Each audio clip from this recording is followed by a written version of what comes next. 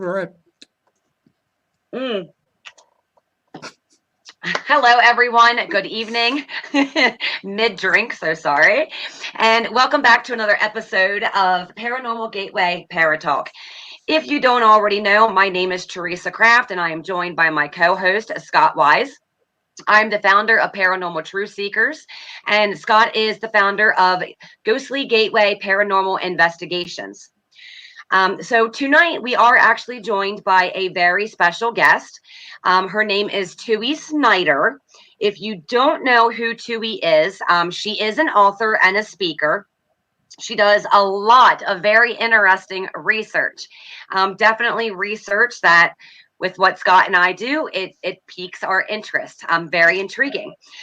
She is a researcher in historic cemeteries, tombstone symbolism, haunted places, and weird history. Tui enjoys speaking at conferences such as the International UFO Congress, and she occasionally teaches classes based on her books, and that's at TCU. Tui's work has been featured in many outlets, such as the International, well, that was the Congress, but including the Coast to Coast AM, LifeHack, WFAA TV, the National Museum of Funeral History, the Cult of Weird, and more.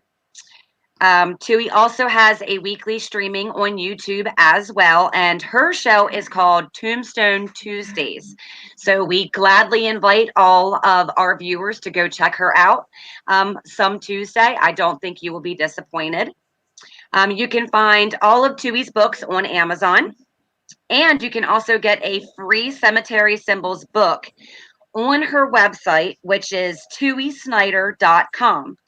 That's TUISNIDER.com.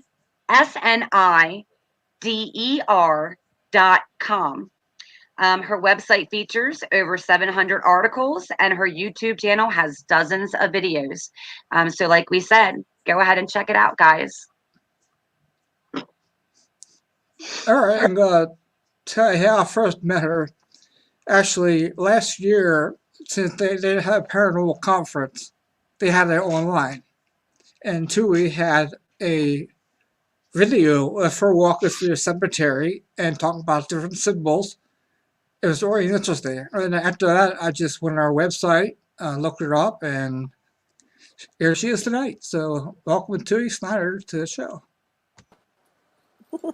Hi guys, thanks for Hi, having Tui. me. Hello. And I didn't realize that's where you first found me, Scott. How Oh, neat. yeah. Yeah, it was That was fun awesome. doing that.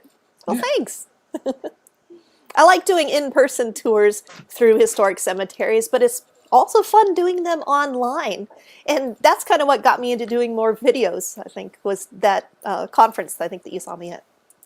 Yeah, I think Okay. that's what we enjoy most about. We love going to cemeteries. We have to go Yeah. out Yes. and order the better ones. So when I saw you, I said, "Oh, she's doing good too. Yep. She knows Gotta stuff." get her So on. Yeah, it's definitely a passion of mine. They are a lot of fun. yeah. I So find it very interesting. When Scott first told me about you and he gave me, the intro about you, I was like, oh wow, like okay.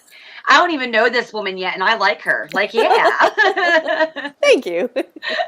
And it is fun because thanks to the internet, I find people, I can connect with people like you guys who share my interests. I mean, uh, even my closest family and friends, they're sort of like, yeah, they'll call me, where are you? I'm like, oh, they're, wait, what? They'll go like, wait, let me guess, a cemetery? Because they'll, hear, yeah, how'd you know?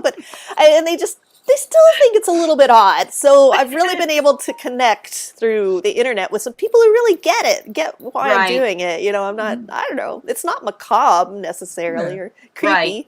Sometimes yeah. things happen, but still. Yeah, exactly. and you have tons of videos out there of different things, Yes. and that's really interesting that you cover not just tombstones, that you got other stuff Oh, also. true. So you Yeah. write about. And when did you get interested in paranormal? Oh gosh, when did I get interested in the paranormal? Well, I guess it's a little cliche, but my house was haunted when I was growing up. This was the house we moved into when I was like 10 years old. And it wasn't a particularly old house. I mean, it was maybe from the 50s. It was from the Cold War era. I can tell because it had a bomb shelter in it. Oh, wow.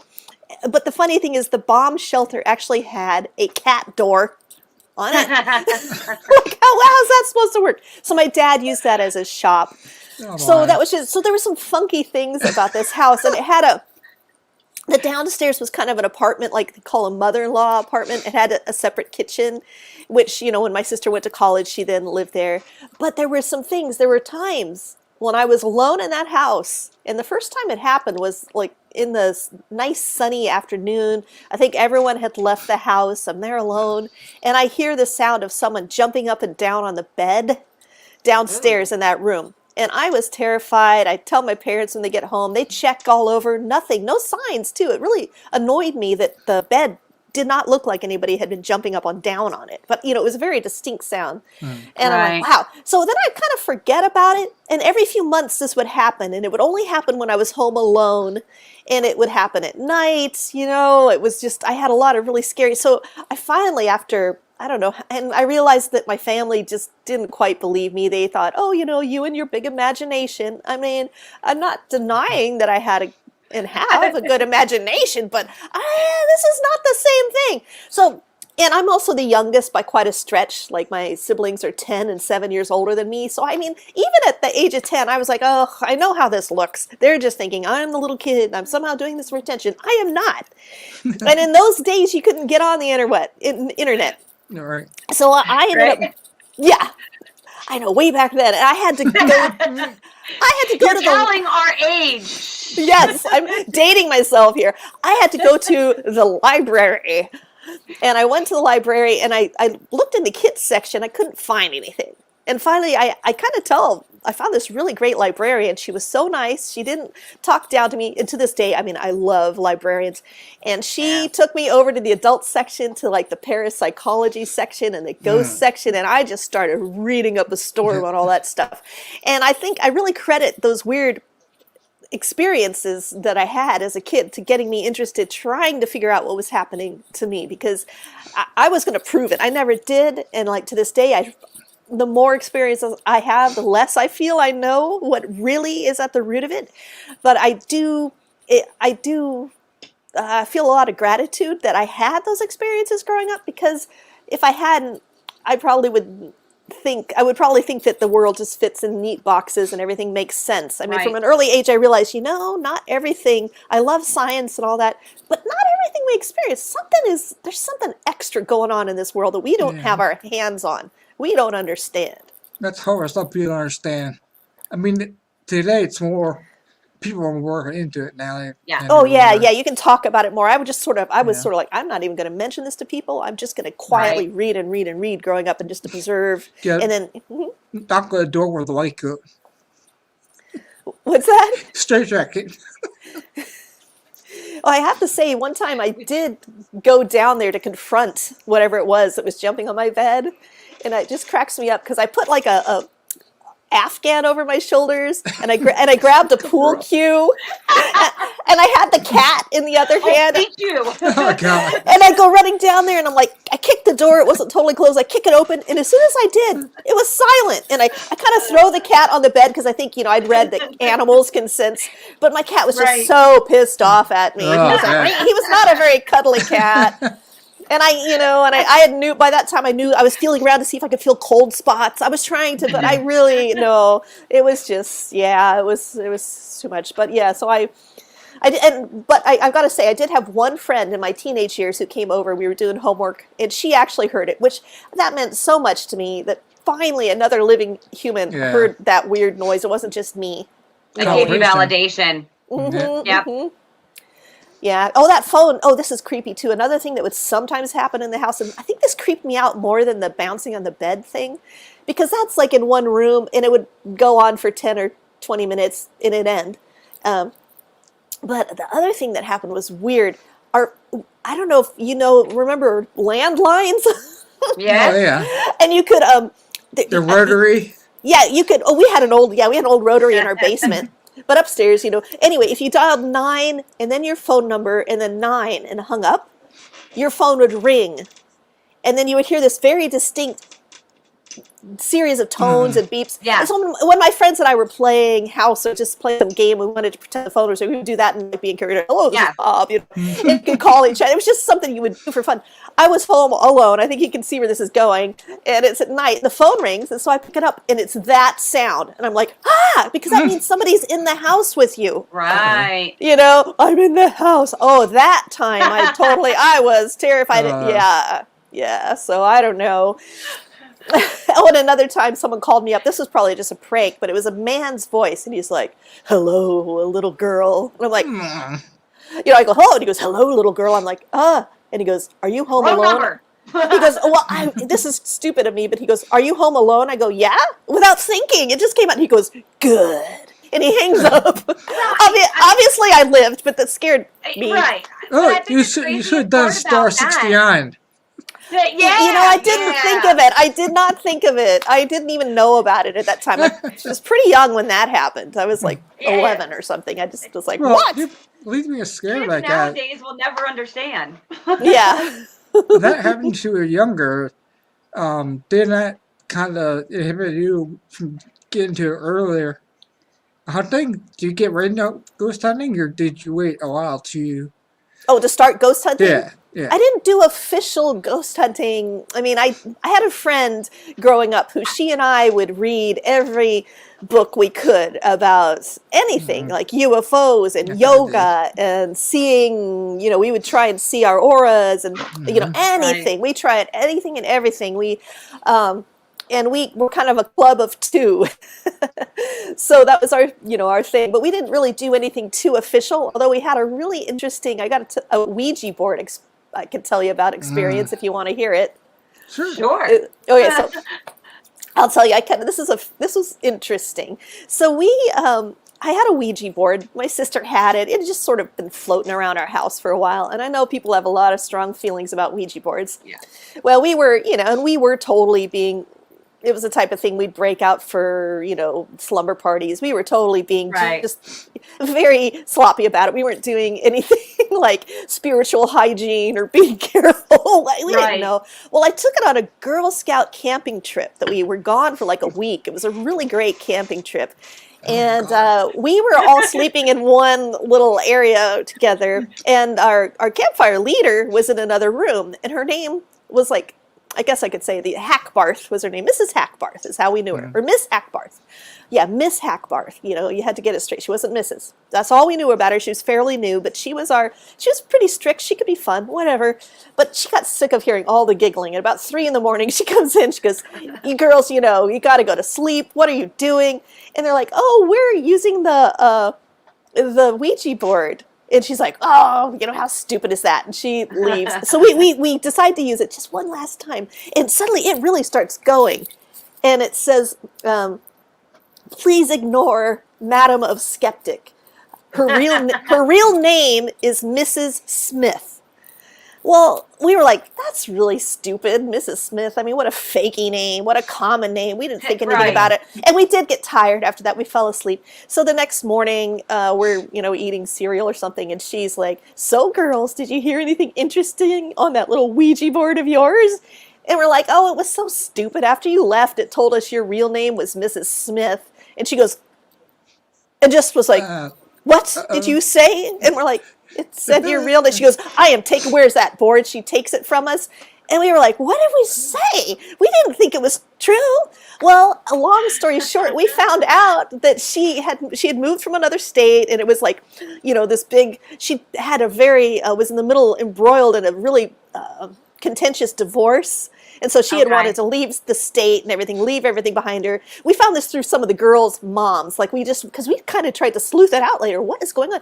Right. Her real name, she was still Mrs. Smith. Her divorce wasn't settled. And so she was legally still Mrs. Smith. So whatever was playing around with us that night and telling us all sorts of silly stuff actually knew that her real last name was Mrs. Smith. And I don't know. So I was like, that kind of freaked us out. I don't think I ever really used the board after that. It wasn't anything sinister, but it just made us realize, like, what are we getting into here? So that was my. Yeah. Not as bad as, nothing bad happened to us, but it was just enough to make us go like, whoa, we were just kind of flirting with the idea of it. Right. So, At least it gave you honesty. It gave you facts instead of, trying to steer you down this big rabbit hole. Yeah, it did. And there was another time where it was giving me information about like Catholicism, and I was raised Presbyterian, so we were like, what is it saying all this stuff? And it was stuff about the saints that, we were taking notes, and we looked it up later, and I talked to my Catholic friend. She goes, yeah, that's true. And we're like, okay, so we tapped into something else. Right. It was kind of like, but I don't know, something about it didn't quite sit right. Well, I think what scared me was I started to like hear what it was going to have us do beforehand. So then I thought, this is freaking me out. Right. I don't, what am I going to just go unconscious and go all Edgar Casey on us now? I just didn't know. And I think that's what I really was like. I didn't know. I didn't feel in control of it at that point. So. Then you start to feel outside of your zone. Yeah. Yeah. I'm like 13 years old at this point. I'm like, I don't know. So have you ever had a moment where you were actually scared? Oh, while doing a ghost hunt? Just anything, doing a ghost hunt and... Well, I mean, growing up, that thing that would, that scared me a few times, but then I just got pissed at it after a while. Right, yeah, it just got annoying. Mm-hmm. And so that is kind of good, too, because luckily for me, when I thought that when I started here in Texas, I've gone with some paranormal groups who actually have the fancy equipment and everything like you see on the TV shows. I never had anything like that, before, except for a digital recorder. That was kind of about as fancy as I got. Right. And I really love a good EVP, but you don't always hear this. Don't we all? Yes, yeah, because wow, isn't that neat, It's awesome. It is. It is. It's really great because everything else you can kind of explain away usually. But I've had some of the scariest experience I've had. I felt, when paranormal or something unexplained happens, my curiosity overwhelms me, but I've been to some houses where people have told me it's really all these things happen, and you're getting, when there's all this hype beforehand before you go, I think, oh no, like when I'm writing, I get really into what I'm doing and I'm researching, and my husband just walks in and goes, hey there. And I'm like, ah! So, I thought, oh, I'm going to be the person who screams and runs out of the room. But what I've learned from being on several paranormal investigations is that, no, I just get super curious, and it's actually better. I like it better than I've got other people there with me. I don't go alone, on a paranormal investigation. When I've had things happen when I'm alone, that's when it's scary. But when you've got like 4 people with you, then that just takes away the fear for me because they're all there to document it. Now, I was on one paranormal investigation where it wasn't being handled very professionally. So I always warn people that when you're going to go on this person calls himself, XYZ Ghost Hunting International. Doesn't that sound good? There's not like they had to go to ghost hunting college and be accredited in any manner. Right. They could be just total flakes. So I was at this really haunted place that was in a really shady part of town, and my friend had an experience where she was overwhelmed and started crying. You might have been on investigations where people just get overwhelmed by feelings. Yeah, so we walked her through that, and this or that was going on, and we were just getting ready to settle in for the night. And some of the people who had joined, who weren't part of the team, were being really loud and running around and swigging bottles of Jack Daniels and smoking wacky tobacco. And I'm like, that's like, it was just a big old party. And and I was like, so that was irritating. So suddenly we're like, oh, hey, it's getting quiet. Oh, good. A couple of them left. They got bored or scared. Actually, people were having, one guy who was drinking the Jack Daniels got a big old scratch on him. And I'm like, wow, okay. So there was something kind of sinister in certain parts of this, so I was feeling a little like heightened, and I was going to be careful, and I was going to be up all night. But suddenly we realized we were the only ones there. The people had ditched us it's like 1 a.m, And this is a pretty freaky, the guy who owned it at the time wouldn't even spend the night at this haunted house. He was very scared. There was like a shadow man there, and there was some kind of creepy things happening there. So all of a sudden there's some, I hear some scratching at the back door, and we're like, what is that? My friend goes, or we go over there, and it's like some guys who are like, hey girls, what a party. And they were the creepiest guys. Then I was very, very scared. And we were like, no, we're just going to get our husbands to come with us. We're pretending there's guys with us. And we just left. So that was, it was scary but for all the wrong reasons. It wasn't the kind of fun scary. Right. Yeah. Because even in the paranormal, when you do get scared, it is still fun. It's the thrill of it. There's thing. There's like thrill scary, which is nice. Yeah, I like thrill scary. But then there's like freaky dude with reeking of booze who's like eyes are all red and he's like on a party. And you're like, yikes! I'm gonna strangle you. Axe murderer scary. No, you're right. Yeah. Yeah, thrill scary. I'm all about it. Like, did that? Like, last year I was at this hotel in Fort Worth, and we were all about to fall asleep, and we were thinking that the activity had died down, and one of the women there, her teenage daughter had fallen asleep in one of the rooms and shut and locked the doors automatically lock behind you because it's a B&B. So, you go into your room. And shut. So we're sitting there. All of us, there's like 6 of us who are still just the last, we're getting punch drunk and giggling. We're just not saying it's like 2 minutes before, sentences. Everyone's just drifting. All of a sudden, we all sit up because her daughter's door is like, the door knob is, and we're like, she's like, oh, is she getting up? And we're all like, oh, is your, whatever her name was, Bonnie? Is Bonnie getting up? Oh, it goes, and the door, it just opens maybe about this much. And the mom gets up and runs over and she peeks her head in. She's like, her daughter was sound asleep.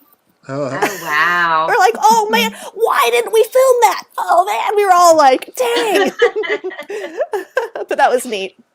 At least you had enough people with you that were like, you had enough witnesses to it happening. That's true. It was really neat. Mm-hmm. That's awesome. And I like stuff like that too. Scott, I know you do. I mean, when we see stuff like that happen and you can't, we debunk things. If something happens, we like to go back and we like to try to debunk it. But when you have you can't write it off as being anything explainable. Oh yeah, that was just, if I step here on this floorboard, on this part of the floor, it's just enough to kind of wedge that door frame around enough to make that door pop open. I mean, and you can ask Scott. I mean, we get very in depth with trying to debunk things. So when you can't write it off as anything, it's like, okay, that feels good. But yes, it feels amazing. Yeah. Well, my husband does not believe in ghosts at all. He will say, my wife doesn't either. Isn't that funny? Oh. So many people I know are in partnerships where one of them is open and the other is like, no. And it is so funny. I find that so funny. That's like a trend. But what we call him Archie Debunker. Because he's like, he's really good at debunking. I like that. He's very science. He used to teach chemistry. He knows all about, physics and science. And so it is great. And but what's great is when he's stumped and he'll just be like, huh. Yeah. And we're like, yeah. I mean, that's as close as we can get to him. Like, but the funny thing is, too, we will have a weekend somewhere, and we'll come home, and in the car, I'm like, so, honey, what was your favorite part of the weekend? Oh, probably that seance we had in the graveyard. I'm like, what?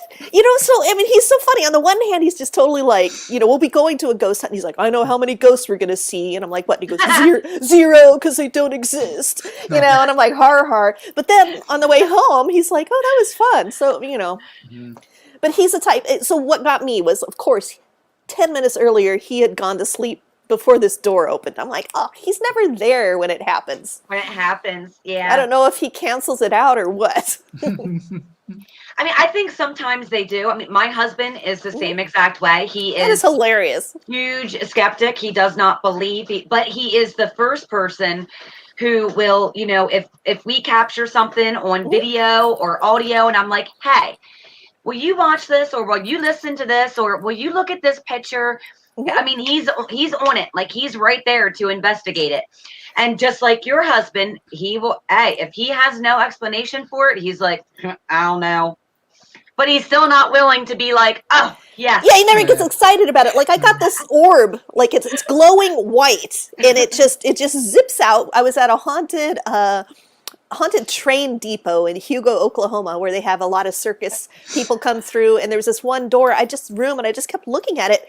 And I took a picture, and it was one of those live pictures. So it caught this orb just comes out. And I made a little video of it, and I showed it to my husband, and he was like, whoa, oh, I mean, that's the most excited I've ever heard him. And he believes me, you know. I think I'm the only person who could show him anything. He thinks everybody else is just deluded, you know. They're faking it somehow. Or it's all that crazy. pareidolia. They're all projecting their own wishes on it. He goes, he doesn't, you know, some people he thinks are faking it, and some people he thinks, oh, they've just convinced themselves. It is funny. Oh, well. That's interesting. So with what you had just said, I have an interesting question for you, because it is something that in this field, it's debatable if it's true or not, and if it can happen. So what do you believe about if people are actually able to manifest paranormal activity? Do you think people can, or do you think it just happens?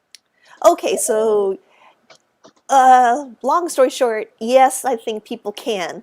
Do they know they are doing it? I don't know. But I think we have, I think there's a lot more to us than our physical container.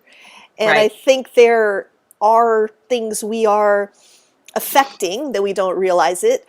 I used to have a coffee house, for instance, and when my mother-in-law came, to visit it once when I was like gone just for a few minutes to like mail a letter. She left such a disapproving vibe, you know, that when I came back, this is a crazy story, you know, well, maybe it's a bad example, but I came back and the lights were dimmer and people were asking me what is wrong with the lights. And then I found out that she'd been there and had like been very disapproving, and I kind of connected the two. But I mean, Right. but I do, you know, are you guys familiar like with the Philip experiment? Philip Oh, experiment. that's when they sit around a table and they talk about it, and every week they back.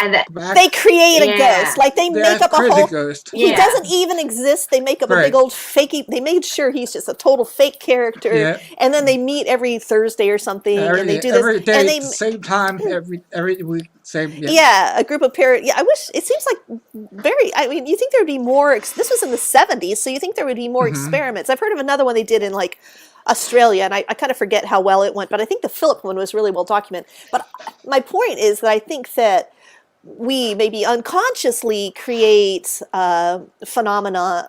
A really good Yep. example I read recently. Stephanie Quick. I've just kind of gotten to know her recently, like in the last few months, and she's really fascinating. She's got a blog, and it's called Ghost Dog is a Mystery Box, and she blogs about synchronicities and different things, and she has a really great story on there about how she may have accidentally haunted her mom. I forget the whole details, but she's alive, but her mom was very ill. And Stephanie was thinking about her a lot and could only visit her so often. But while her mom was healing up, she sensed like a female presence and kept hearing footsteps around the room.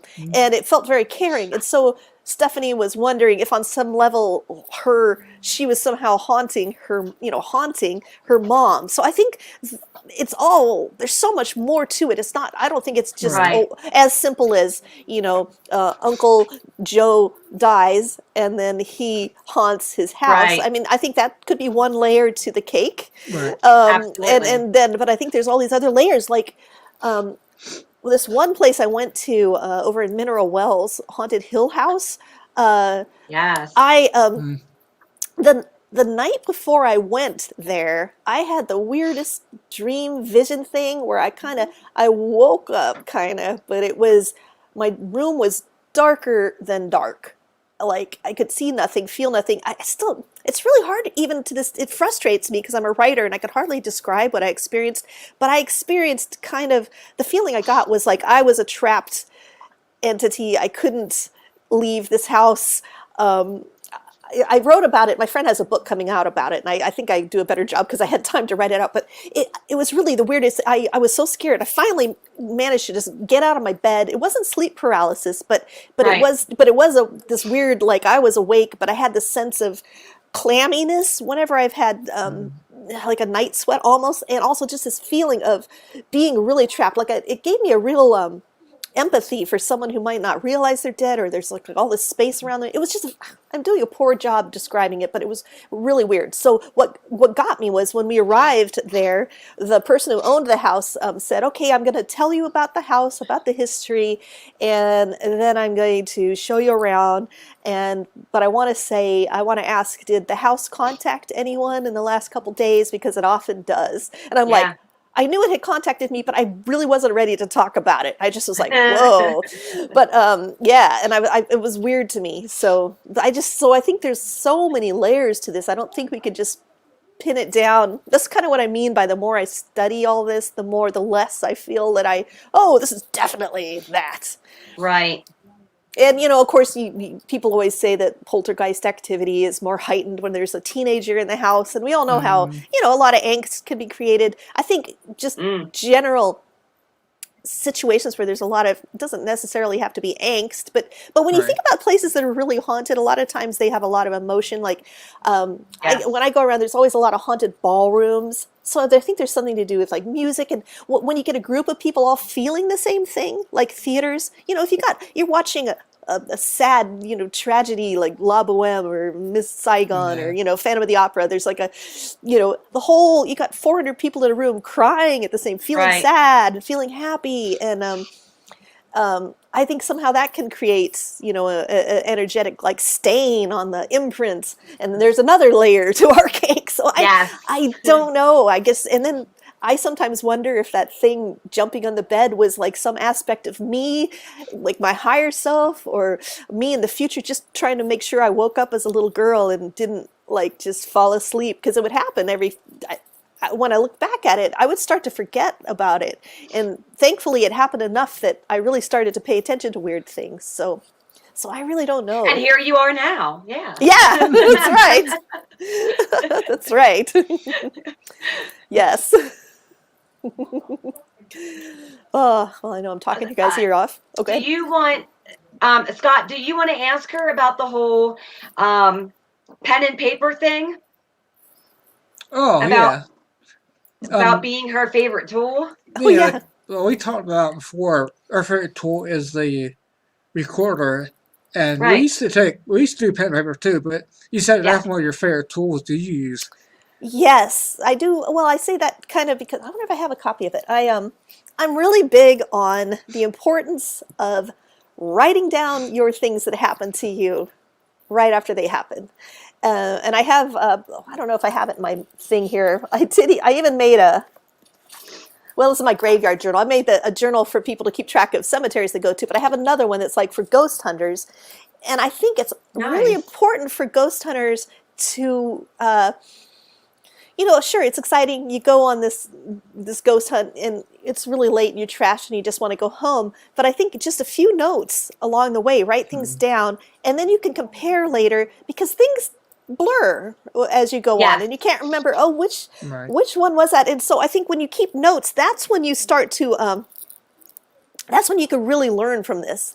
And one thing I really like about like the UFO phenomena is that there's groups like MUFON that has great big databases of where everything was happening. I don't know the equivalent for ghosts. Maybe there is something. I just wish there were. I wish, because then we could see trends. Like you might, and if you keep your own notes, they don't have to be super fancy. But in my own life, I have been glad, because there have been times I'll give an example. I worked at a dental office, and it was just in a house. It was like zoned commercial, and so it was this old house.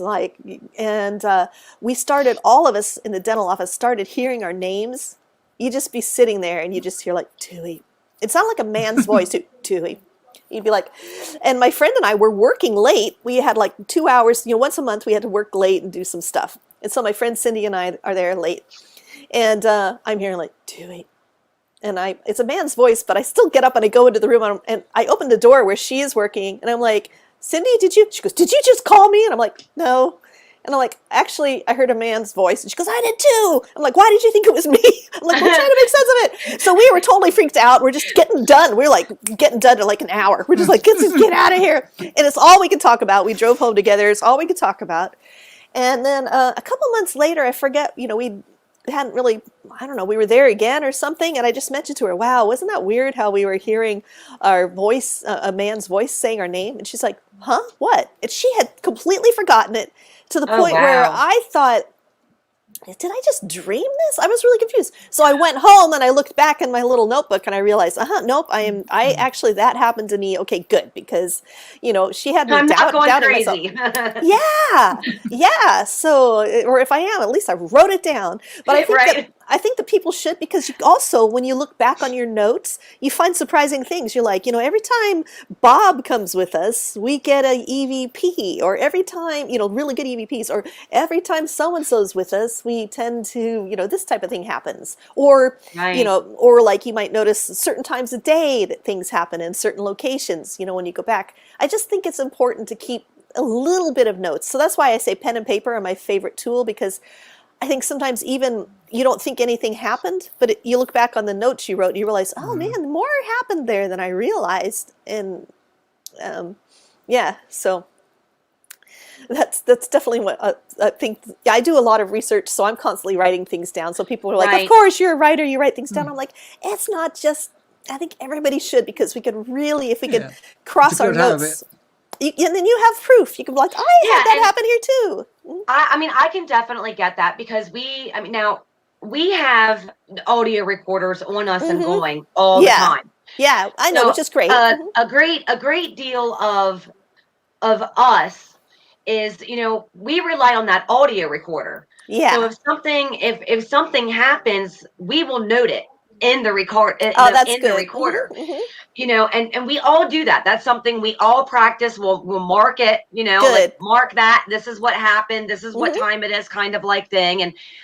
And even if it happens to more than one person, it's like, like we all experience this. I'm with so and so and so and so, and kind of thing. And but I completely understand what you're saying, because I used to journal a lot when I was a kid. Yeah, me too. Like, I'm a mom to 3 very rambunctious boys now. Cuts into your time. And I just, over the years, I've really kind of cut away from doing so much of, just the even if it was just writing something every night before I went to bed, even if it was just a thought or, or something. It is very nice to be able to look back on some of those things, because even when I was a young kid, I had experiences like you did, where it was the house that you lived in, and that's what intrigued my interest in. Well, I was writing these things down. I was writing these things down as they were happening, or because it wasn't always convenient to be able to write it down then and there. But as soon as like we got back home, or I got to my bedroom, I'm like, oh yeah, I'm writing it down. And that was nice, because like you said, if there's a pattern, you're going to see that pattern. With what was going on at my parents' house as a young girl, there was a pattern in some of the activity that was happening. Oh, wow. So it was nice, because I'm like, now, all you people that have been calling me crazy, look, okay, so tonight at 8:30, we're all going to be sitting in my bedroom, like, but it never failed. I mean, it did happen. I mean, it happened. So it gives you accountability for what you did, for what happened, but it could also give other people, validation for what is happening if it's something repetitive. Yeah, for sure. I know. I think that is really important. That's good. It's good. It is. Yeah. And I've been we surprised. used to do that. Yeah. I mean, we used to actually, right, Scott? We had like the papers that, we would put in notes on everything. But I'm going to admit, maybe it's just laziness. Okay. Maybe it's a little laziness, but we've always heard down our experiences we had. Yeah. So. And it's just got so much easier to just mark it on our audio recorder than having less hands available and free, I guess. Yeah. Because we're Yeah. constantly on the go. We're constantly moving. So, but I like that. I really do like that. Yeah, I think, one reason I say that too is I do meet people who sort of feel like they have to have so much expensive equipment. And I don't really think, like I Right. said, I just like a good old EVP on a Yeah. decent, I mean, okay, all that stuff's fun. I'm not dissing anybody Yeah. for it. But I don't think it's necessary. I don't think you have to have all that fancy Right. equipment. Although I do really admire it. There's a couple paranormal groups that I've gone around with, and they're so organized. Like they have a command center, and then they have cameras, and it's very organized. It takes them like an hour to set it all up at least. And we know about that. I can admire that, and I really like that. I do respect that. So Yeah, it's Gotta work come out, alone. gotta Just to come out set our up. way. We'll take you oh on, yeah, huh? good. Yeah. Oh, We'll I'd take you love to go. on. Absolutely. I'd love to go. It's been a while since I've been on one. And I think the one thing, like you say about the equipment, and I can completely appreciate where you're coming with that, because now I've been on teams and part of a team since I've been 14 years old. Oh, So wow. for me to be evolving through these years as being on teams and now a founder of my own team, Uh-huh. it's interesting because I still catch myself sitting back with some of, let's just say, what we call the very high-techy kind of pieces of equipment. And I'm like, okay, look, like, I like to be able to put things forth to people, the fans, the followers, the skeptics, the believers, that you really can't put any other kind of doubt or question behind the technology, behind how it's working. Yeah. Getting that very class A EVP, it's a little hard to dispute something like that. Mm-hmm. Unlike a piece of equipment that nobody really understands how it works. Yeah, see, I like things that I really like things that appeal to the five main senses we have. Like, Right. I think I don't want equipment that's so fancy that it takes me out of my own state of observation. Right. Because I get a lot of hits when I go I get in. that. I walk around the Yeah. room, and like people will say, "Oh, this back bedroom has all sorts of energy." Well, I'm like, whatever. I walk around and I'm like, I feel drawn toward this room. And, Right. and I feel drawn there. And then that's when I get stuff. Is if I Yeah. just follow me, that's when I like got the orb. Everyone was like, "Oh no, you gotta go over here." And I'm like, I don't know, something's telling me to come over here. And then, then I'm like, good, I'm glad I trusted that. So I think I like to think of when I'm on a ghost hunt, kind of just, really tuning into myself, Yes. and going around and just seeing what impressions I get, and I, then picking up the recorders. And I mean, I always have one on me usually too that I'm listening back to later and all that. But I don't want to get away from my own senses, because Absolutely. I think that's a big part of it. One of the paranormal groups that we're a part of. So someone had shared a question, a post, and it was, out of all the tools, out of all the resources that we have, what are your favorite tools, devices, what have you that you like to use? And my two top favorite were myself, me as a tool, I like that. and an audio recorder. Because I do think that sometimes you are the best tool that you could use. I think so. If you are a person that is very in tune with your senses, you are your best tool. and that's important. And you I might think be your team's best tool. Yes, and I think that's a good skill for us all to develop. So I don't want to rely totally on tools. I want to, okay, this is doing so much. Now I will go get that gizmo, or now I will turn on the thing because I already felt led to this room, and I'm feeling something around my head. And what is that? Yeah. And you always hear the old saying that, you are supposed to trust your gut instincts, your intuition.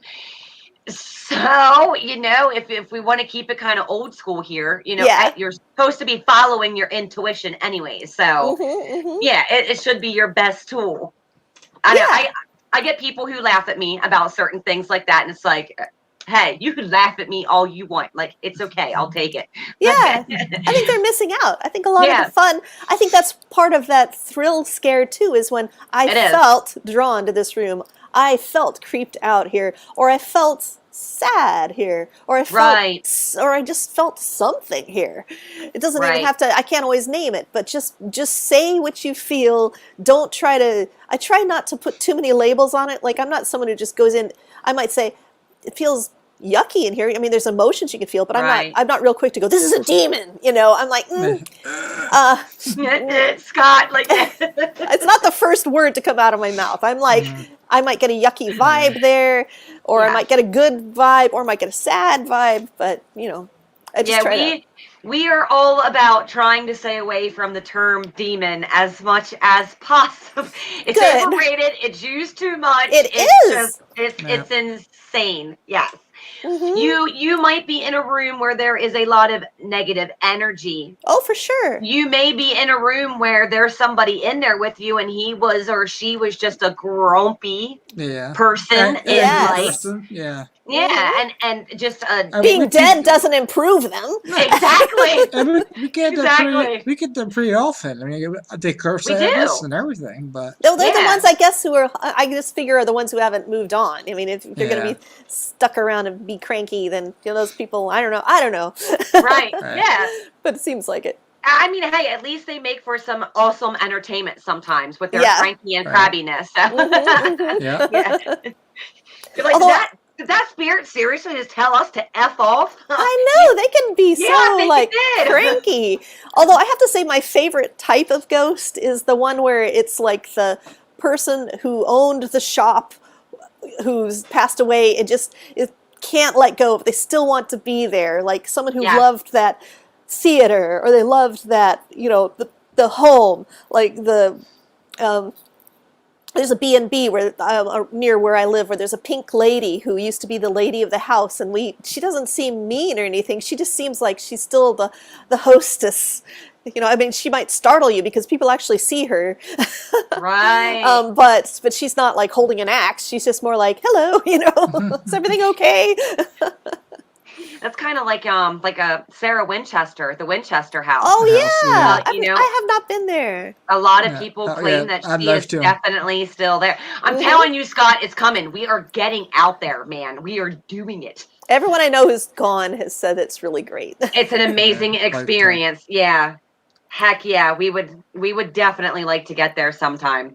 And yeah, we've been to plenty investigations where we do honestly believe that is who we made contact with, was just a residual spirit who, yeah, that was their home, that was their business, that was their favorite dwelling, that was, you know, and it's they're not ready to leave yet. They want to carry on that. We're here for that. Yeah. Exactly. We tell shit about crossing over. We don't do that. I mean, it's if they're there, that's not our job to do that. Right. I don't think so. I don't think. No. I think some people have that as their skill set and their life purpose or whatever. It's not mine either. Right. I'm an observer. That's who I am. Right. And I do like historic research, and I try to get the history right so that people aren't spreading rumors. Like on my channel, I have a video about Smiley's grave, and it's been written up in books and things as saying that this guy named Smiley was an axe murderer and killed all of his family. But when I looked into it, it was very quickly and easily found that like they'd all been destroyed. They'd been killed by a nighttime tornado, which can happen here in Texas. It's a terrifying thing. And this is back in 1927 or 29. You know, they didn't have Doppler radar. They didn't have the warning. So the poor family was wiped out. So let's not slander this man who lost his entire family and his own life. You know, it's still a terror. And I felt a lot of sadness at that grave. But people go there. They have this big urban legend around it. But I'm like, no. So my purpose, I guess, or my thing is, if there is some sort of haunting and there's some history attached to it, I try to find the truth of it, so we can really honor what truly happened there and not just make up stuff that poor Mr. Smiley, if I were dead and people were saying that, Tui Snider went nuts and like killed everybody, when actually, I was killed by a tornado, I wouldn't be too happy. I'd probably want to come back and haunt something. Very unrested, absolutely. So that's an example of your historic approach to ghost hunting. Right. Yeah, I like to. That's sort of my approach. I like to find all the history, and then I like to go and see if I can get some mystery to go with my history. Right. But it's always good to do research. Yeah. Yeah. Can never hurt. Yeah, Oh, and I have some friends who are psychic mediums, and they like to go and clean without knowing anything, and then ask me like, what, okay, I picked up someone named Carol and like, Missy, and this and that, and I picked up something over here, and I'm like, oh, well, someone named Missy was discovered dead over there. I mean, like, I try, then they connect, then that's very affirming to them. So I get that, Right. but that's not my thing. My thing is to do the history and then to go there and just see what I pick up. Right. So you were mentioning your books.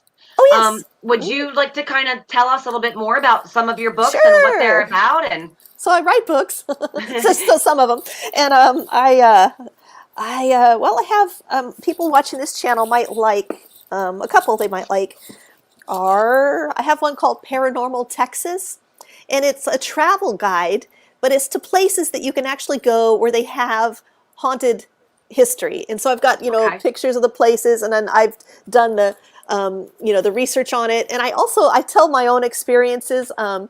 This is a second edition because when the first edition came out, people were like, I sort of kept myself out of it. People wanted to hear my experiences at these places. And so, but it is like a travel guide. Like I have the address to everything. And then, I explain, like I have pictures and I have the history, but then I say what people experience there. So you can go, and it's all places, like I left some haunted places out of here that I thought it would be rude to visit, like a haunted daycare Right. center. Well, I'm not going to, and a haunted, nursing homes are usually haunted, but that's pretty rude for people to go visit, And so, but I picked like, and places that no longer exist, like they've been burned to the ground. Well, I hate that when I read about, wow, there's a haunted hot dog stand. I actually read about a haunted hot dog stand. I wanted to go there, and then I found out, oh, you mean I just read a whole article about it, and you think it's like been burnt to the ground and paved over, and no one can go there? Don't do that to me, Even if I can never go there, I want to know that I could, in theory, Right. And so this is kind of fun armchair travel, but if you live in Texas, you can actually use it to travel places. So that's Paranormal Texas. And then my other one, this is actually my bestseller book, the one that sells the most, is called Understanding Cemetery Symbols, and it just helps you understand what the symbols mean on different headstones. And so you can really learn a lot. So we have really, symbolism is really a language that through symbols that we have lost. Yes, we use emojis. But they're very literal. Like they're not as nuanced. There aren't as many layers to them as there are 100 years ago when they used symbols. And so I think a lot of stuff just goes right over our head, or because of what we've seen on Hollywood and movies, we instantly think everybody is a devil worshiper and this or that. And really a lot of Christian symbols I see people say that, upside down torches, oh, he was an atheist. I've heard that. I'm like, that's not true. That stands for eternal life and, things like that. So I just, it's just something I'm really passionate about. This came out in 2017, but I mean, I'm constantly learning about this, and everywhere I go, I try to go to the oldest cemetery. My husband and I have traveled quite a lot. Not yet last year, obviously, but we still went to some cool cemeteries. This last year is when I finally kind of got over my fear of putting up. I was really intimidated to do videos, and so now I'm getting into it and I'm starting to share. It's really fun to be able to, because it's such a visual thing. It's fun to be able to show people around. So yeah, this is another one of my books. And then I have some other books. I have, this one's super fun. This one came out this fall. It's called 6 Feet Under Texas. And so it's about, it's like sort of six flags over Texas at 6 feet under. And so it's, I've got a few photos in here, and I go around to a bunch of different historic cemeteries. And then I tell you the stories behind the really interesting one, like the gunslinger, long-haired Jim Courtwright, and Karen Silkwood, who, the nuclear whistleblower, and people, there's a Jesus in cowboy boots. And of course this is Texas. So we have a historic cemetery where there are 2 oil wells.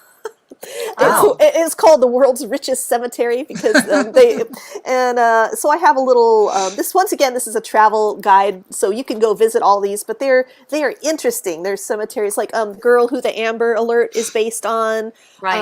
The guy who played Chewbacca in Star Wars, he's just buried, about 10 minutes from me. And when I go to cemeteries, like I talk to the groundskeepers, I talk to the people, if anyone's around, and I never, if someone's mourning, obviously I leave them alone. But if they're the most recent grave there is from 80 years ago, then I feel okay talking to anybody. But you learn a lot. I learn a lot that way, and then I just share it with people. And so that's a lot. That's been a fun book. I have another one. This one tells you what all the things mean that you find on headstones, like coins and like you might find and seashells and all that and rocks. This is called grave goods. Grave goods. Yeah. I'm it looks kind of weird. It's got this band across it because I'm trying to I don't have it out in paperback yet. So I was experimenting. I want to have like full page color photos in it. But that raises the price so much. So I have to find a balance, like, figure out how many I can have, how many photos I can have so that it isn't, I want people to be able to afford it, but so there's that balance. So other books, I've got another one, 100 Things to Do in Dallas Fort Worth Before You Die. It's like a bucket list. Unexpected Texas. This is just weird places. Like there's a visitor center that's made out of salt. There's and I talk about the space alien grave in this one, and all sorts of space alien grave. Yeah, I live. Actually, I saw a video that you did walking through the. Yes, I did a couple videos on that now. There is this amazing cemetery near me, and like honestly, I thought it was the stupidest thing I'd ever heard when I first heard it. But it's been like over 10 years, and I'm still like researching it because in 1897, there were hundreds of UFO sightings in Texas. I did not know that until I started doing newspaper research on it, just reading all these. And I'm like, this is crazy. And it was all during like the spring and early summer.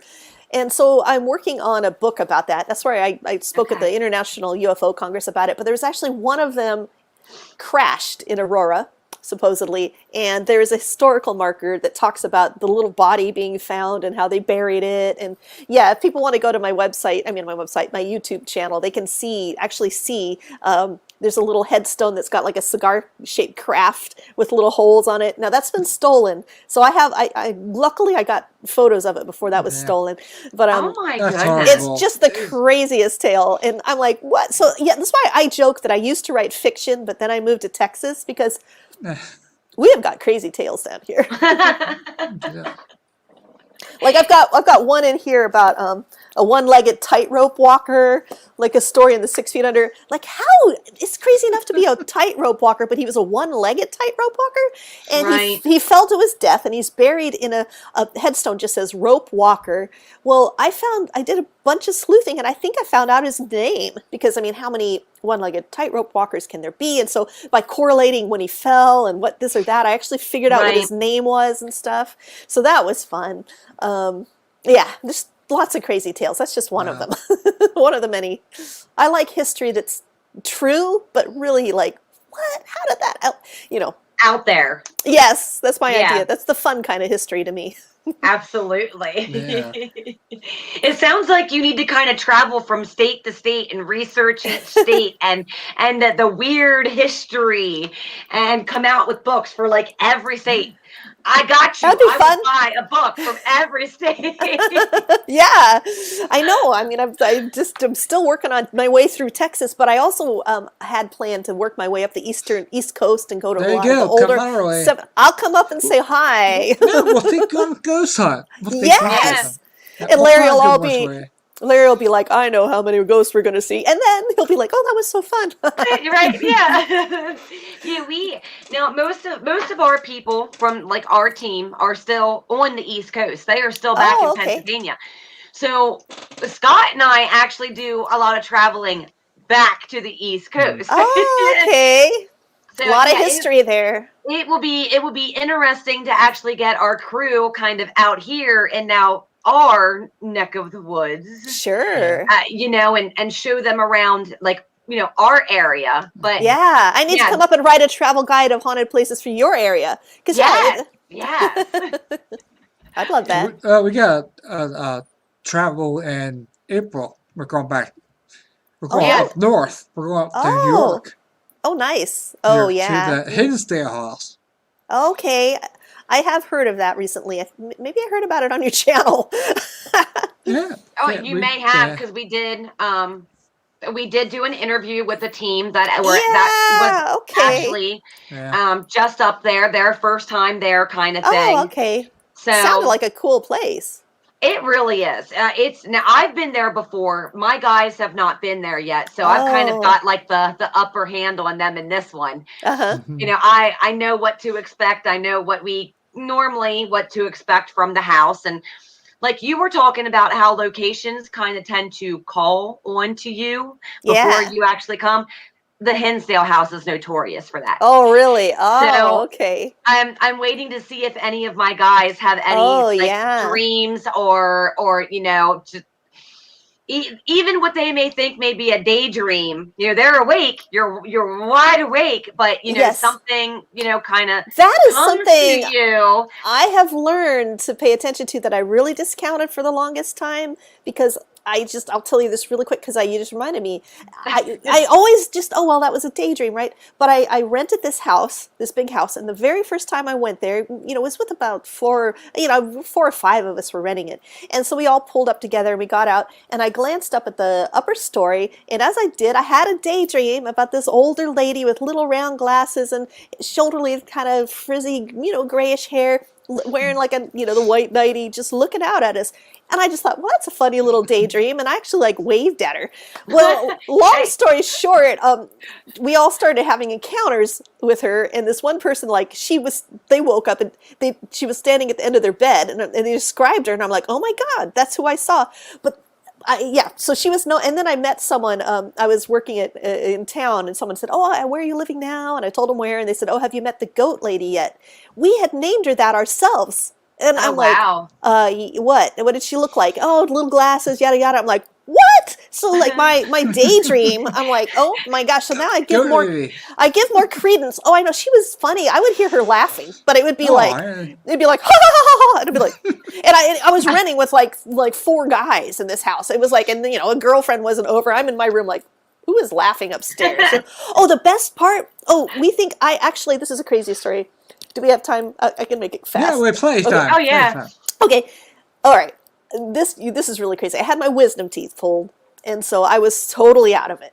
And I wasn't. Yes, I wasn't even sleeping upstairs for the first few days because I couldn't hurt too much. I had like big old ice packs. My cheeks were out to here. Yes. And I had a big hoodie on with ice packs on my head. And it was tied around my head. And I was just bundled up on the couch. And I was watching TV. And I was too weak to even change the channel. And I watched like all four Rocky movies in a row. Which, every time he was getting punched, I was like, I can feel that, man. And I was just all like, ugh. So my boyfriend at the time, he left. And he goes, you were going to be alone all day. No one's here to change your ice, and just I'm like, that's fine. You're gonna be alone for like 6 hours. And I'm like, I'm just gonna sleep, and watch Rocky or whatever. And he's like, okay, well, I just said that because whatever you do. He had a new energy saving light bulb, and he I was the one who would always change this one light bulb up in the top of our big staircase, and it was very precarious. You had to be, I was smaller than the other guys, so I could climb up. They would spot me, and I would lean over, and I would change the light bulb. And it was not very safe, but that's what we did. And so it was an old style light bulb up there, and it kept burning out. So he goes, I got this new, and he just jokingly goes, but don't go changing the light bulb while I'm gone. I'm like, har har. Well, I think you can see where this is going. He goes to work. He comes back. He goes upstairs and, he flicks the light on without thinking and the light comes on. And he's like, oh, that's weird. Maybe it just shorted out and now it's back. So he goes running upstairs. I'm just pretty oblivious. I have not moved. I think I got up to pee once and came back, really not doing much. And he comes back down and he goes, did you change the light bulb? I'm like, no. He goes, when is anyone else here? I'm like, no, no one's here this weekend. It was just like, no one was going to be there for like 2 days or something. He's like, this is the freakiest thing. And so he goes, I hear him running around. He goes, oh man. He's just like swearing and freaking out. I hear him opening. He opens up the garbage and he comes back out and there's the pack that had the energy saver light bulb. Empty, like someone had opened it. And the old style light bulb was in the garbage. And the light bulb had been changed. At least they threw it away. I mean, they didn't. We blamed it on the. Around. I know we blamed. Augusta does chores. We blamed it on the goat lady. We thought, he goes, I think she was worried you were going to go up there and do it, so she just did it. I'm like, I was not doing anything, but it was not scary so much as it was like, that is the weirdest. does that even happen? I mean, what? Who does that? Wow. But that's, Right? yeah. No, I've never had any other chores done for Here's me. the broom, and here's the I dustpan. know. I did hear about.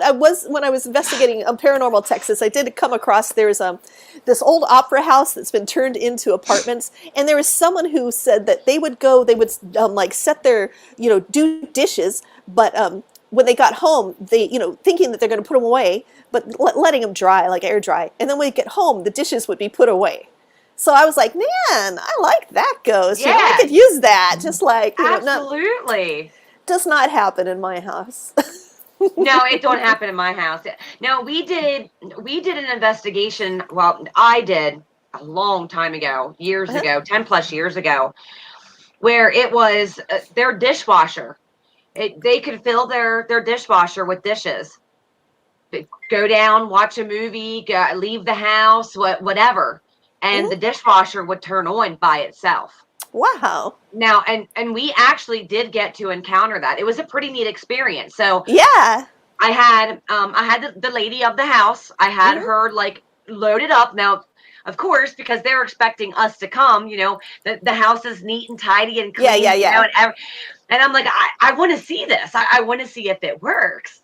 Yeah. So she had just taken clean dishes out of the cupboards and put clean dishes in the dishwasher. But I mean, it did. It worked. We all walked outside for about 5 minutes. We were chit-chatting, talking about some of the things that went on outside of their house. Came back in, dishwasher was on.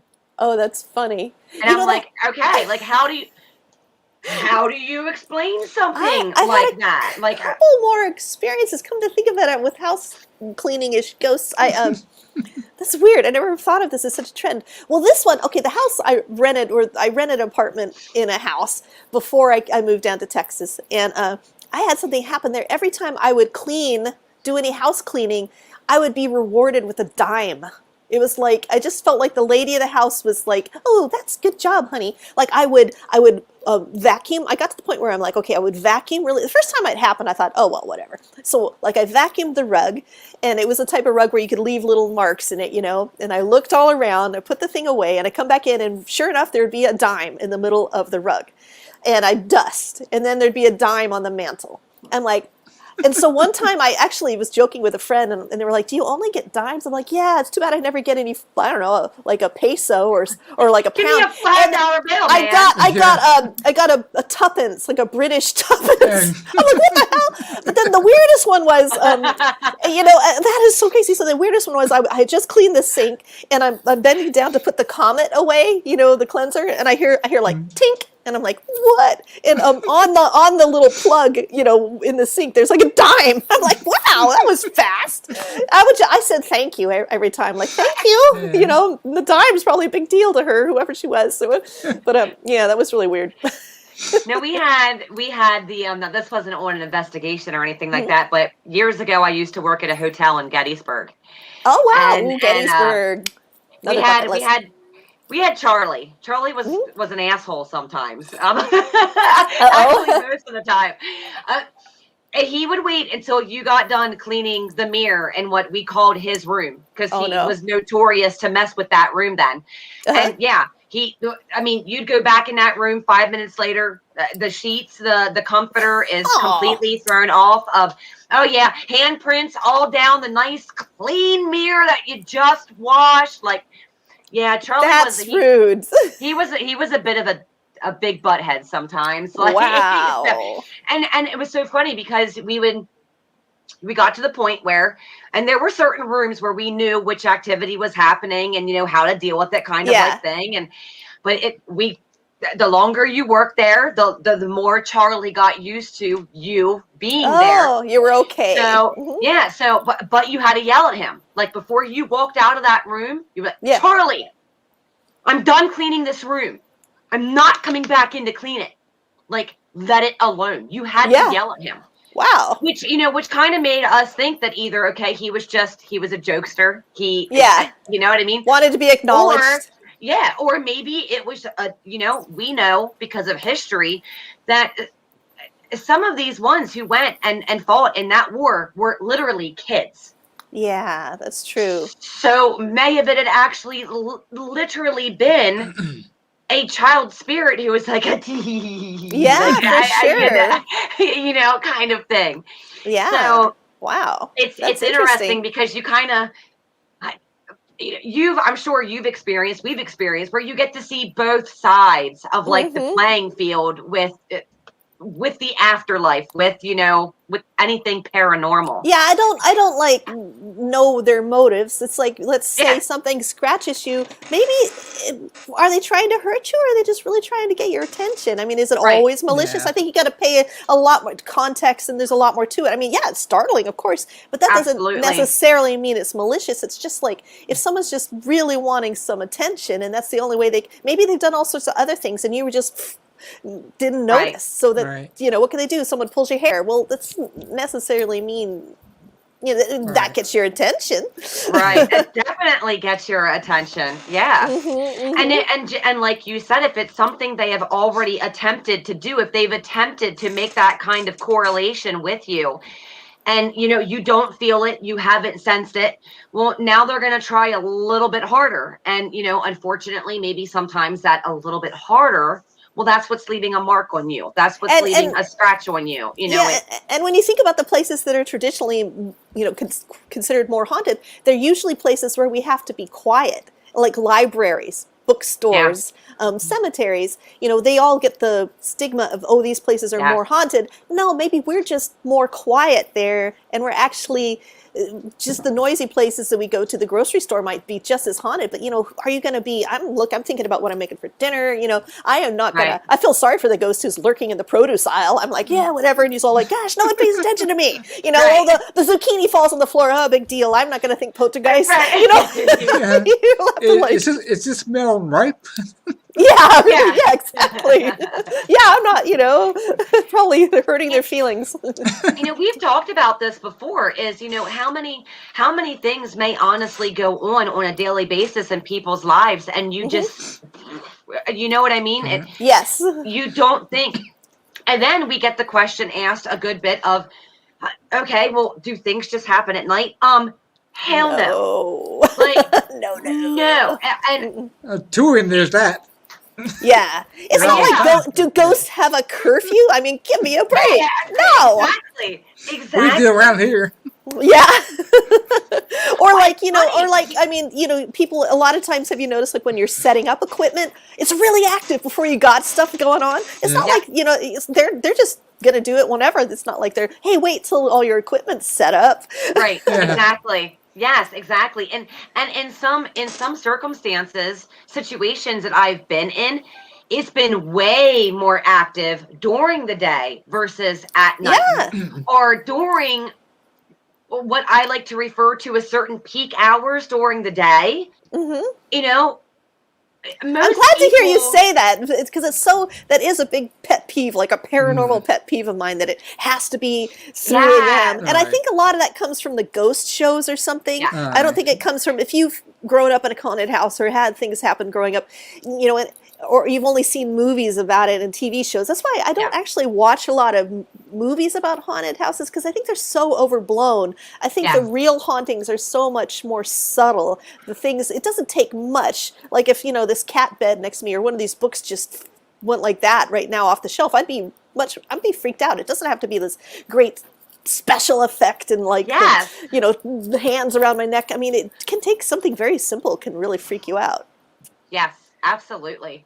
Yeah. And I know my parents' house, more Mhm. of the things that happened in that house actually happened during the day, I'm or so glad to hear that. right at bedtime. So Ah. it was, and that's why I think that's kind of why I've grown up now in this like peak hour of the day kind of Mhm. situation with spirits, because especially if they are residual and Mhm. they are continuing about their day, they are, just like as Yeah, if they that's were still true. here, you Uh-huh. know. Well, you're hearing clanking in your damn kitchen at 5 o'clock because lady of the house was Yeah. used to making dinner at 5 o'clock every night for her family. Yeah, that makes sense. But Sure. and a lot of people do say, well, this is happening this time, this is happening this time. Mhm. But we also know during the day it's busier. So like you were Mm-hmm. saying, there's typically so much more noise pollution, Mm-hmm. contamination that And our own you mind just pollution. We might, just got our thoughts going. You're walking around your house, but you're not even paying attention. I mean, a physical person could be sitting in a chair sometimes, and you might walk right by them, not because you're thinking about what you're doing. I yeah, mean, we're just not always as aware. We're not always tuned in. I mean, it does absolutely. seem like the nighttime, middle of the night things might be when something is consciously trying to visit you. People I Right. know who, and so I don't know. I try to Yeah. keep, The yeah. ones trying to really get your attention, and well, Scott, we know even some of the investigations that we've been on, it's crazy because you will get a peak of just things happening one after another, after another, Mhm. after another. And then it's like silent. Like Nothing. you could Yeah. drop a pin and you would hear it. But then all of a sudden again, it picks up and it's one thing after the next, after the next. So Mm-hmm. I think sometimes we were talking about the whole intuition thing earlier and stuff too, is when you're at let's just say a notoriously haunted location and it's after midnight and you're calling on to them, you're asking for them, Mm-hmm. and midnight, 1 o'clock, 2 o'clock in the morning, you know normal people are sleeping. Yeah, it's real quiet to that time of night. I do So like that. Hmm. yeah, so maybe it you're getting so much interaction and you're Hmm. getting so much activity at that point in time during the evening hours Hmm. because there is more of that very focused energy on hearing for something or looking for something, and you're actually calling for it. Yeah. Ah, I hear During you. the day when the sun's still out, there's still so much other activity It going is. on It's and noisy happening. during the sun. Even the sun is Yeah, noisy somehow. I think So yeah, there is it's something just, to. Hmm. yeah, absolutely. I mean, just the energy it puts off in itself is, Hmm. oh, the sun is out, I'm supposed to be up and moving and active, and Yeah. you get that kind of a sense from daytime hours versus nighttime hours. Oh, for sure, for And sure. we've seen a difference sometimes, absolutely seen a difference Yeah. sometimes. Oh yeah. Well, people say different times a year that Yeah, there's Oh more yeah. things going on. And I've never, I've always wanted to track that. Like that's one reason I like the idea of writing things down so that people can say for sure, like especially people who regularly visit a specific haunted location. I think it'd be good to, or people who have a really active house, if they really pay attention to yes, certain times a year, certain things happen. Because I That's mean, what. I feel rhythms throughout the year just as a person on different levels. So why yeah, not? Well, we always like to do a place at least twice. So yeah. Because it helps you get a broader perspective of, and if we had the opportunity every time we went out on an investigation like we're getting here in April with Hinsdale, we could actually stay at Yeah, that neat. place for a whole weekend. That would be awesome because it gives you a broader perspective of things that are happening. If it is something that it's like clockwork. Oh, okay, every night at 10 p.m. this seems to be happening, kind of Yeah. thing. Hmm. When you only go in to investigate a place once, it's so you don't have that. You can't tell unless you already know teams that have been there, or you make contact with teams that have been there, and you can kind of, oh well, this is what happened for us, what happened for you. Yeah.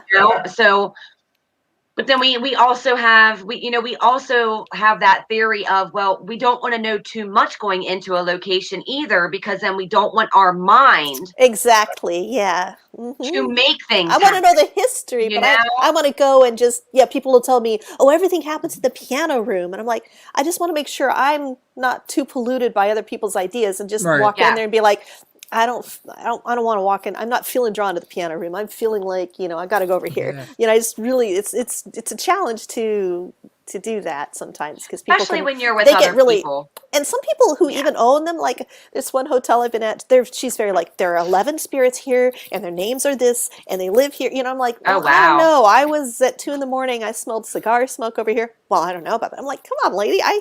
They're not trained, you know, you don't control these people. Maybe you've had contact with 11 spirits here. I'm not denying your experience, but don't say that, you know, and then when, they find out I'm a writer, sometimes they're all like, well, when you write your article, you have to say there's 11 spirits and you have to say there's names. I'm like, nah, I'm just going to say what I experienced. I'll say, I was told that there are 11 spirits here, but my team experienced this and this names came through our spirit box and this is what we experienced, you know, and this is the history I found. But like, yeah, people get weird about it. Like, it's a very blurry. A really good prime example. Now, I won't mention any names, but you know, it's out here in Indiana. There's a place out here in Indiana, and we've talked about getting to this location. Scott and I actually just recently kind of talked about going here. Well, then I really started to dig in and do some research about this place, and come to find out that there are just it's horrible. I mean, it is review after review after review of nothing but bad reviews and people saying, do not waste your money coming to this place. It is a hoax. It is, you know, this is not true. They say this happens all the time. It didn't happen for us. We were there 3 nights in a row. Like, I'm like, wow. Like, and it is something we do think about. Don't get me wrong. Well, for sure. You see all those, you got to wonder. Think about.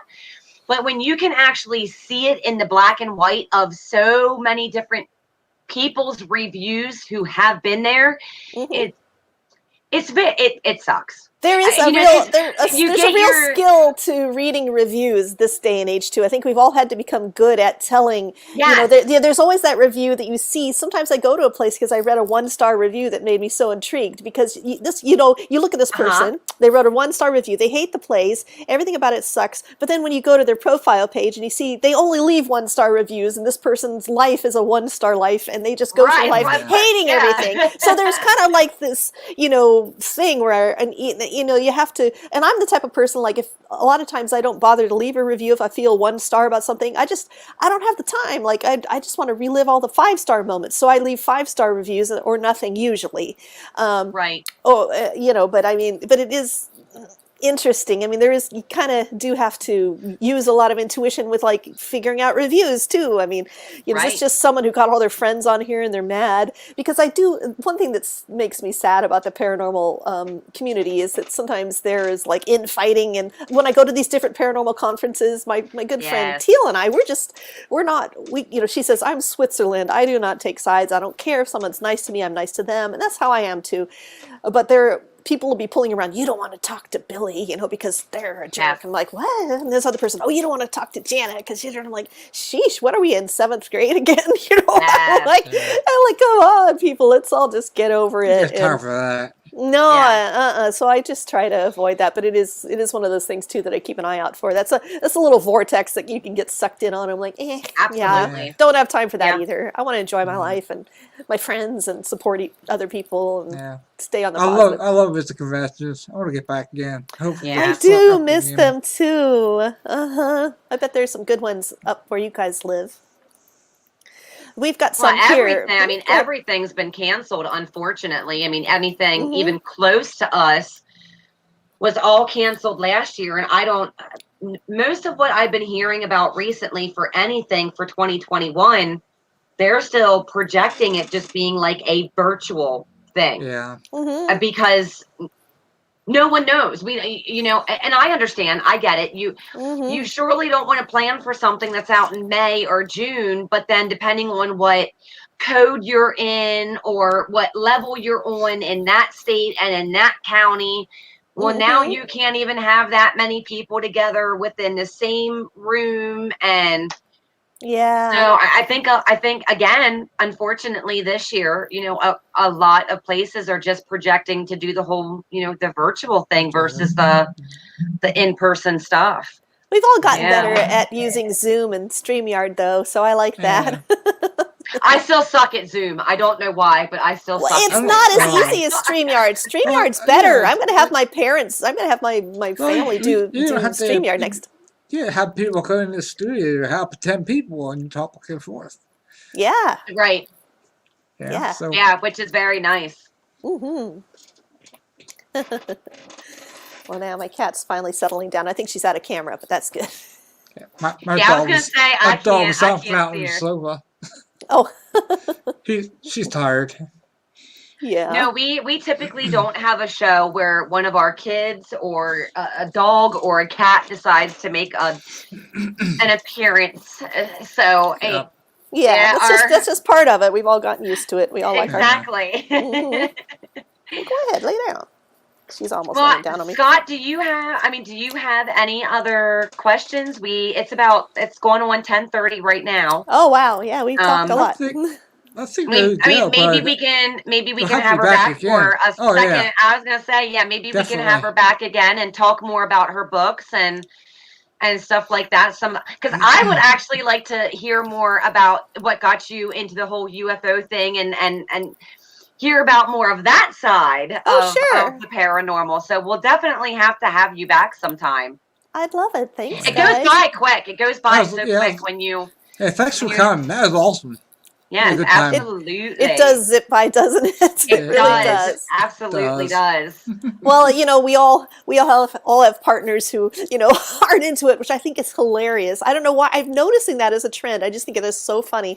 But yeah, so it is nice to be able to sort of talk shop, with Yes, some people. Absolutely. I So to agree speak. completely. Yes. Yeah, really enjoyed it. And it's funny because it's like that widespread with my guys.